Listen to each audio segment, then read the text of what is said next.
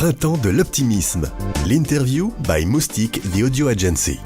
Je suis Alexandre Dubarry, le président du cabinet 4 Épices, qui est un cabinet de conseil spécialisé dans le monde de l'hospitalité. Qu'est-ce que c'est que l'hospitalité ? L'hôtellerie, haut de gamme, moyenne gamme, et puis la restauration, idem. Donc je travaille avec des restaurants, des restaurateurs, des grands chefs, connus, moins connus, et je travaille à faire en sorte que les clients aient une expérience mémorable. Ça veut dire quoi ? Ça veut dire que quand ils vivent un dîner ou un déjeuner, eh bien qu'on leur fasse vivre quelque chose qui leur permette de s'en rappeler, qui soit un vrai moment de bonheur, et qu'on leur donne envie de revenir au restaurant. C'est quoi l'optimisme pour vous ? L'optimisme, c'est une façon de croire dans sa vie, de croire en la vie et de voir avec des lunettes un peu roses l'existence et de réussir finalement à avoir un discernement qui permet de filtrer et de glisser. Finalement, c'est presque une attitude artistique qui consiste à traverser l'existence avec facilité. Ça signifie quoi ? Ça signifie l'aptitude à réduire de façon considérable les drames et à amplifier les petits bonheurs. C'est une aptitude à s'influencer soi-même sur son regard face à la réalité.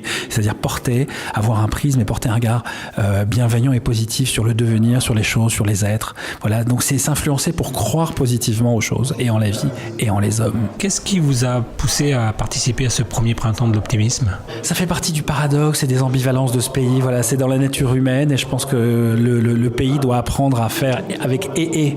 C'est pas où on est dépressif, où on a la joie de vivre. Écoutez, on est dans un pays où il y a des difficultés sociales, économiques, professionnelles, et en même temps, il y a des points d'excellence, d'expertise, de bonheur. Il y a des savoir-faire, il y a des inventeurs, il y a des technologies merveilleuses, et il y a des gens positifs. Et voilà, il faut arriver à réconcilier ces forces un peu ambivalentes.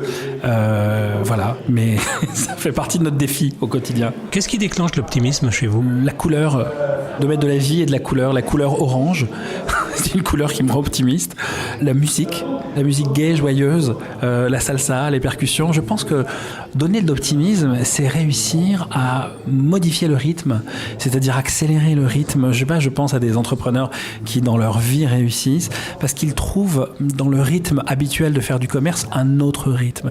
Et je pense qu'on peut positivement s'influencer en changeant son propre rythme. Bien sûr, faire du sport, ça participe à être optimiste, voir des choses, mettre du rythme, de la musique, de la joie, de la gaieté.